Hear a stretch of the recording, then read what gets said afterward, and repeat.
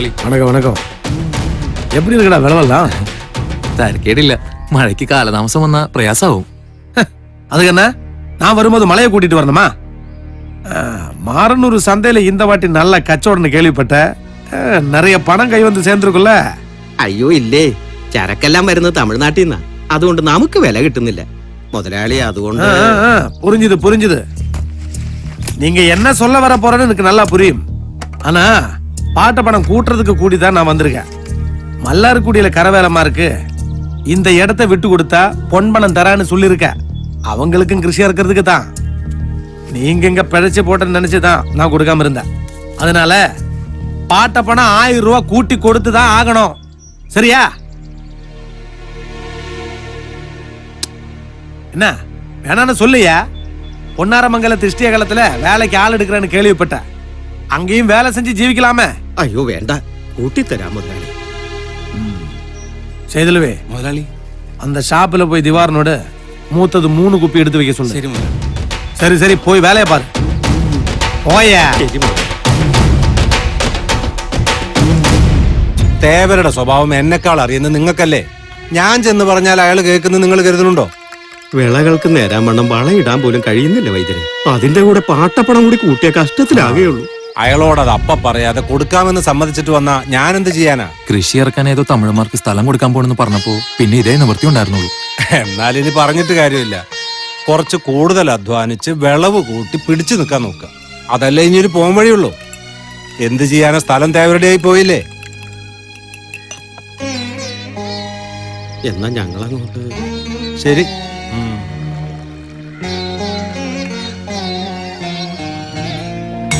நாட்டுக்காருக்கு வேலை கிடைக்கிறதோ கிடைக்காததோ எனக்கு தெரியாது. அதெல்லாம் எனக்கு தேவையில்லாத விஷயம். கிடைச்சா அவங்களுக்கு நல்லது, இல்லன்னா அவர் தலைவிதி. நம்ம விஷயத்துக்கு வாங்க. சொல்லு, ரைட்டு சொல்லு. മാസം ഒരു 25,000 രൂപ അങ്ങോട്ട് തരാം. உன் பேர் என்ன சொன்ன? നാണപ്പൻ, ലാൽകുടി നാണപ്പൻ. நானப்பா, என் பேரு தேவர், பொன்னைய தேவர். இந்த விஷயத்துல உனக்கு எவ்வளவு லாபம் கிடைக்கும்னு எனக்கு நல்லா தெரியும். ஆனா அது எனக்கு விஷயமே கிடையாது. எனக்கு எவ்வளவு பணம் கிடைக்கும் அதுதான் என் விஷயம். ரைட்டு, நான் சொல்லட்டுமா? ആ മുതലാളി പറഞ്ഞാട്ടെ. 75,000. അയ്യോ മുതലാളി, ഇതെന്റെ മുണ്ട് കീറുന്ന കച്ചവടമായി പോവും. അല്ല, அந்த கிழிஞ்ச முண்டு அங்க போட போற சவர்ல போடுங்க. ஏய் வாசு, இதான் என் முடிவு. அப்படி இருந்தா வச்சுக்கலாம், இல்ல நான் இடத்த காலி பண்ணு. വാസുട്ടാ, ഒന്നൂർ താത്തി പിടിക്കാൻ പറയടാ. അതൊന്നും നടക്കില്ല നാണപ്പൻ ചേട്ടാ. ഒരു വർഷത്തെ കാര്യമല്ലേ ഉള്ളൂ. ദേ, മുതലാളിയുടെ മനസ്സ് മാറിയ പിന്നെ കൈവിട്ടു പോവും. என்னடா அங்க ஒரு பேச்சு? ഒന്നുമില്ല മുതലാളി, നാണപ്പൻ ചേട്ടൻ സമ്മതിച്ചു. ആ എന്നാ പിന്നെ എഗ്രിമെന്റ് വായിക്കാം.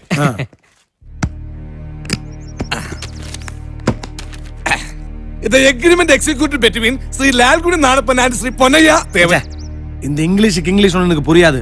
மலையாளத்துல சொல்லு.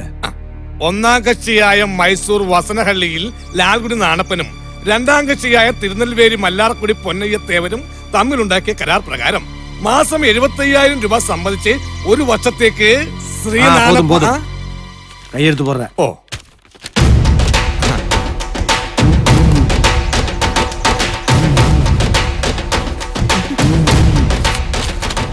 അപ്പൊ നാളെ മുതൽ ലാൽകുടി നാണപ്പൻ ചേട്ടന്റെ ലോറികൾ ശിവരാമപുരത്തേക്ക് എത്തുകയായി.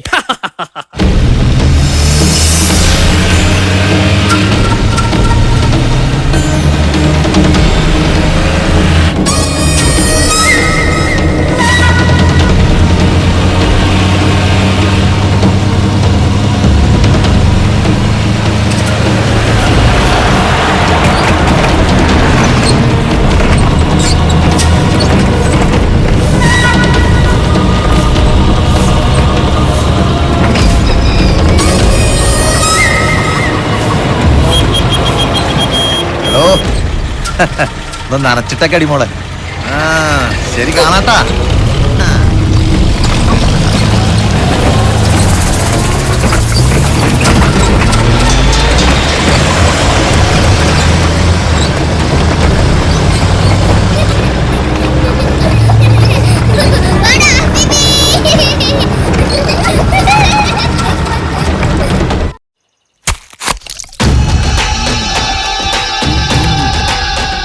അങ്ങനെ മുതലാളിയുടെ കാരുണ്യം കൊണ്ട് ഈ ശിവരാമപുരത്ത് ഒരു ഫാക്ടറി വരാൻ പോകുന്നു. എല്ലാം നാട്ടുകാരുടെ തലവരതാ. നാട്ടുകാർക്ക് ഇപ്പൊ എന്താ ഒരു മതിപ്പ്. ഈ ഫാക്ടറി വന്നാൽ ഓരോരുത്തർക്കും ജോലി കിട്ടുമെന്ന് പറഞ്ഞ് എല്ലാവരും വളരെ സന്തോഷത്തിലാണ്.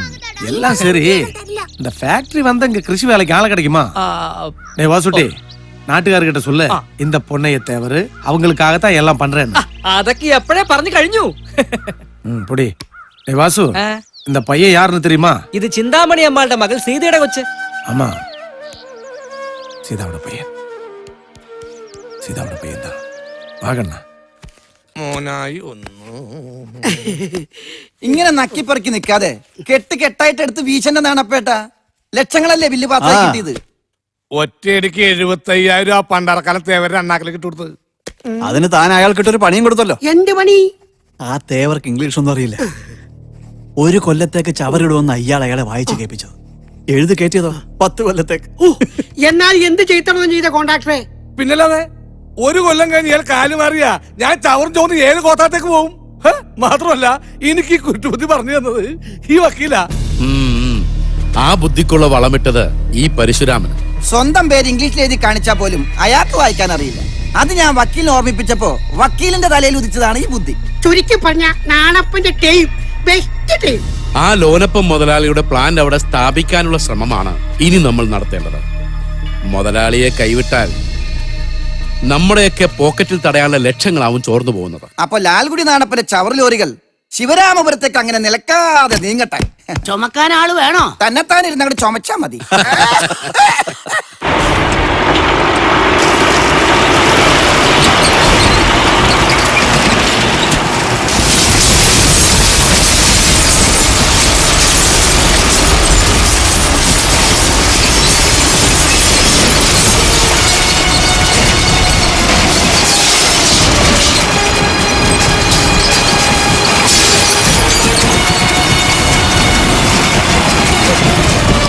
പൊന്നയ്യ തേവർ കാരണം കൃഷിക്കാരുടെ അന്നം മുട്ടിന്ന് പറഞ്ഞ് കരയുന്ന നിന്നോട് ഞാനൊരു കാര്യം ചോദിക്കട്ടെ.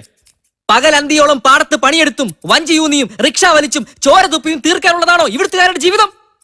സാധാരണക്കാരന്റെ ഉന്നമനമാണ് ലക്ഷ്യമെങ്കിൽ ഇപ്പൊ ചോദിച്ച ഈ ചോദ്യം കോലാടി ചോദിക്കാൻ പാടില്ലായിരുന്നു. എടാ, കൊച്ചിയിലെ കൊച്ചേട്ടന്മാരും കൊച്ചമ്മമാരും ചവച്ചു തുപ്പുന്ന മാലിന്യങ്ങൾ ഇവിടെ കൊണ്ട് തട്ടിയ ഇവിടത്തെ നാട്ടുകാർക്ക് എന്നാ ഉന്നമന ഉണ്ടാകാൻ പോകുന്നേ? ആ, ഈ ചോദിച്ചത് ചോദ്യം. മാലിന്യങ്ങൾ ഇവിടെ കൊണ്ട് തട്ടുന്നതുകൊണ്ട് ഒരു ഉന്നമനവും ആർക്കുണ്ടാവാൻ പോകുന്നില്ല. പക്ഷേ അതിനെ തുടർന്ന് ഒരു മാലിന്യ സംസ്കരണ പ്ലാന്റ് വരുന്നുണ്ട് ഇവിടെ. ഓരോ കുടുംബത്തിലും ഓരോ ആൾക്ക് വീതം ജോലി കിട്ടാൻ പോകുന്നേ. അവിടെയാണ് അതിന്റെ പ്രസക്തി. ഓഹോ, ആ, ഒരു വിമാനത്താവളം വന്നതുകൊണ്ടാണ് നെടുമ്പാശ്ശേരി എന്ന ചെറു ഗ്രാമം ലോകരാഷ്ട്രങ്ങളുടെ ശ്രദ്ധ പിടിച്ചു പറ്റിയത്. പറ്റിക്കോട്ടെ. ആ, ഒരു കോച്ച് ഫാക്ടറി വരുന്നത് കൊണ്ട് ചേർത്തല റെയിൽവേ മാപ്പിൽ ഇടം പിടിക്കാൻ പോകുന്നു. അതുപോലെ ഈ സംസ്കരണ പ്ലാന്റ് വരുന്നത് കൊണ്ട് ശിവരാമപുരം എന്ന കുഗ്രാമം ജനശ്രദ്ധ പിടിച്ചു പറ്റുമെന്ന് പറഞ്ഞ അതൊരു നിസ്സാര കാര്യ. ജനങ്ങൾ ശ്രദ്ധിക്കുമല്ല, ഛർദിക്കും. അങ്ങനെ ഛർദിച്ച സ്ഥലങ്ങൾ ഇനിയും ഉണ്ട്. ഉദാഹരണത്തിന് തിരുവനന്തപുരത്തെ വിളപ്പൽശാല, കോട്ടയത്തെ വടവാതൂര്, കോഴിക്കോട്ടെ ഞെളിയാമ്പറമ്പ്. അവിടത്തെ ജനങ്ങൾക്കൊക്കെ എന്നാകോ പുന്നമനം ഉണ്ടായിന്നാ നീ പറഞ്ഞു വരുന്നേ. കോലാടി, നിനക്കൊന്നും അറിയില്ല. പൊട്ടക്കിണറ്റിലെ വെറും തവളയാണ് നീ. നീ വടിച്ചിറക്കുന്ന സോപ്പ് പോലെ തേച്ചു വെക്കാൻ വെട്ടി കീറി വെച്ചിരിക്കുന്ന തുണ്ടുകടലാസിലെ വാർത്തകൾ വായിച്ച വിവരം മാത്രമേ നിനക്കുള്ളൂ. യാഥാർത്ഥ്യങ്ങളിലേക്ക് ഇറങ്ങി ചെല്ലണം. അത് വേഗം വെട്ടി പോയിട്ട് വരെ പണിയുണ്ട്. ഓഹോ, കോലാടിയേ. എന്തോ? എടാ കോടാലി, എന്തോ? ഇവന്റെ തലമുടി ഒന്ന് വെട്ടി ഒതുക്ക്. പറ്റ വെട്ടിക്കോ. വേണ്ട വേണ്ട, എന്റെ സ്റ്റൈല് കോടാലി മാമനെ അറിയാം. ഞാടാ, കോടാലിയല്ല കോലാടി. ഇത് കണ്ട കൊച്ചുങ്ങൾക്ക് വരെ അറിയാം നീ ഒരു കോടാലിയാണ്. ആയിക്കോട്ടെ. അല്ല കോലാടിയെ, നിന്റെ പെണ്ണ് പിണങ്ങി പോയിന്ന് കേട്ടല്ലോ. പിണങ്ങിയല്ല പോയെ, ഇണങ്ങിയാ പോയെ. ഗോവിന്ദന്റെ കൂടെ. അയൽവാസി ഗോവിന്ദനില്ലേ? അതെന്ത് കഥ? അതൊരു കഥയാ വാസുക്കുട്ട, പറയാതിരിക്കുന്ന ഭേദം. ഇന്നലെ കാലത്ത് ഗോവിന്ദൻ കൊണ്ടുവന്നൊരു 100 രൂപ കൈ വെച്ച എന്നോട് പറഞ്ഞു ഞാൻ പോവാന്ന്. കൂടെ എവിടെയും പോയി. അപ്പഴാ എനിക്ക് മനസ്സിലായത് ആ 100 രൂപ അവൾക്കുള്ള വിലയായിരുന്നു. എന്നിട്ട് നീ പിടിച്ചു നിർത്തിയില്ലേ? പിടിച്ചാ കിട്ടുന്ന ഇനമായിരുന്നെങ്കിൽ ഇങ്ങനെ വല്ലതും സംഭവിക്കുമായിരുന്നു. ആ പോട്ടെ, പുകഞ്ഞ കൊള്ളി പുറത്ത്. സാരല്ലടാ, നിന്നോടൊപ്പം തഞ്ചത്തിൽ നിൽക്കുന്ന ഒരു പെണ്ണിനെ ഞാൻ കണ്ടെത്തി തരാം. എനിക്കൊന്നും വേണ്ട. അതെന്താടാ? ശുഷ്കാന്തിയുള്ള അയൽവാസികളെ ഇവിടെ വേറെയുണ്ട്.